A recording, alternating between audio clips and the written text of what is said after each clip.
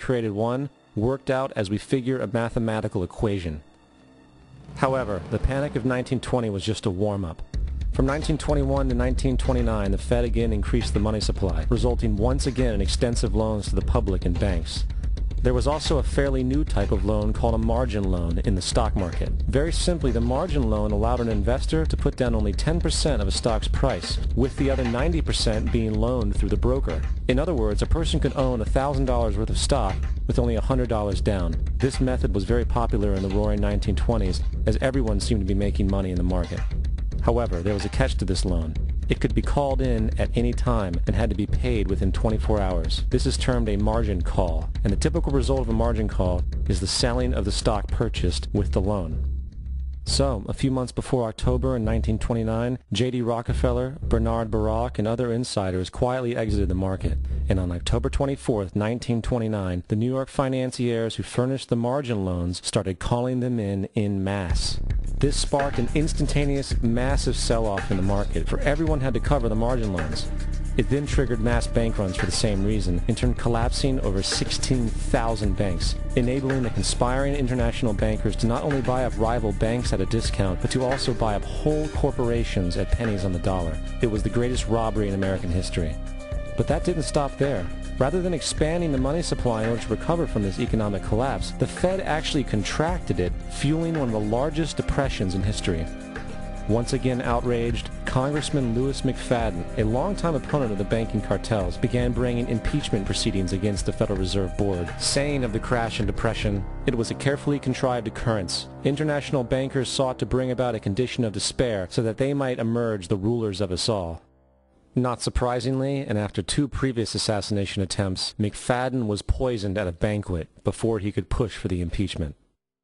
Now, having reduced the society to squalor, the Federal Reserve bankers decided that the gold standard should be removed. In order to do this, they needed to acquire the remaining gold in the system. So, under the pretense of helping to end the Depression, came the 1933 gold seizure.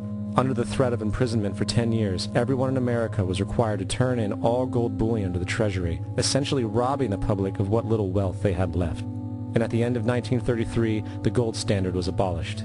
If you look at a dollar bill from before 1933, it says it is redeemable in gold. You look at a dollar bill today, it says it is legal tender, which means it is backed by absolutely nothing. It is worthless paper. The only thing that gives our money value is how much of it is in circulation. Therefore, the power to regulate the money supply is also the power to regulate its value, which is also the power to bring entire economies and societies to its knees.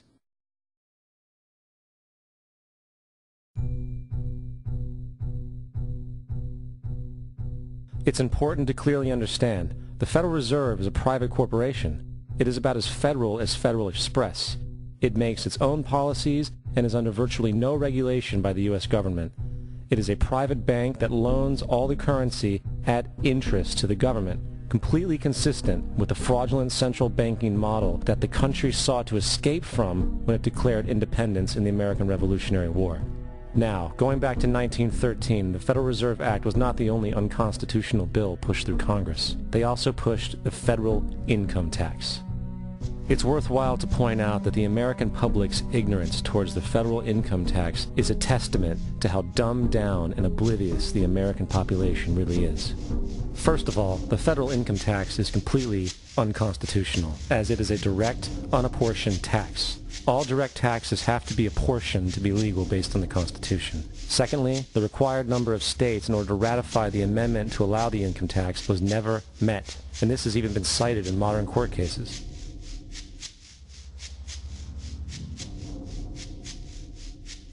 Third, at the present day, roughly 35% of the average worker's income is taken from them via this tax. That means you work 4 months out of the year to fulfill this tax obligation. And guess where that money goes? It goes to pay the interest on the currency being produced by the fraudulent Federal Reserve Bank, a system that does not have to exist at all. The money you make working 4 months out of the year goes almost literally into the pockets of the international bankers who own the private Federal Reserve Bank. And fourth, even with the fraudulent government claim as to the legality of the income tax, there is literally no statute, no law in existence that requires you to pay this tax, period. I really expected that, of course, there's a law that you can point to in the law book, the code, that requires you to file a tax return. Of course there is. I was at that point where I couldn't find the statute that clearly made a person liable, at least not me and most people I know, and I had no choice in my mind except to resign. Based on the research that I did throughout the year 2000 and that I'm still doing, I have not found that law. I've asked Congress, we've asked a lot of people in the IRS commissioners, helpers. They can't answer, because if they answer, the American people are going to know that this whole thing is a fraud. I haven't filed an federal income tax return since I left. I have not filed a tax return since 1999. The income tax is nothing less than the enslavement of the entire country. Now, the control of the economy and the perpetual robbery of wealth is only one side of the Rubik's Cube the bankers hold in their hands. The next tool for profit and control is war. Since the inception of the Federal Reserve in 1913, a number of large and small wars have commenced. The three most pronounced were World War I, World War II, and Vietnam. World War I. In 1914, European wars broke out centered around England and Germany. The American public wanted nothing to do with the war. In turn, President Woodrow Wilson publicly declared neutrality. However, under the surface, the U.S. administration was looking for any excuse it could find to enter it. In a noted observation by Secretary of State William Jennings, the large banking interests were deeply interested in the World War because of the wide opportunities for large profits. It's important to understand that the most lucrative thing that can happen for the international bankers is war, for it forces the country to borrow even more money from the Federal Reserve Bank at interest. Woodrow Wilson's top advisor and mentor was Colonel Edward House, a man with intimate connections with the international bankers who wanted in the war. In a documented conversation between Colonel House, Wilson's advisor, and Sir Edward Grey, the Foreign Secretary of England, regarding how to get America into the war, Grey inquired, "What will Americans do if Germans sink an ocean liner with American passengers on board?" House responded, "I believe that a flame of indignation would sweep the United States, and that by itself would be sufficient to carry us into war." So, on May 7, 1915, on essentially the suggestion of Sir Edward Grey, a ship called the Lusitania was deliberately sent into German-controlled waters, where German military vessels were known to be. And, as expected, German U-boats torpedoed the ship, exploding stored ammunition, killing 1,200 people.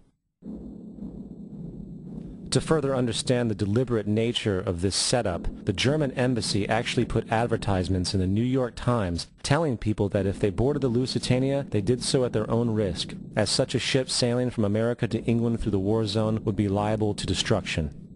In turn, and as anticipated, the sinking of the Lusitania caused a wave of anger among the American population, and America entered the war a short time after. The First World War caused 323,000 American deaths.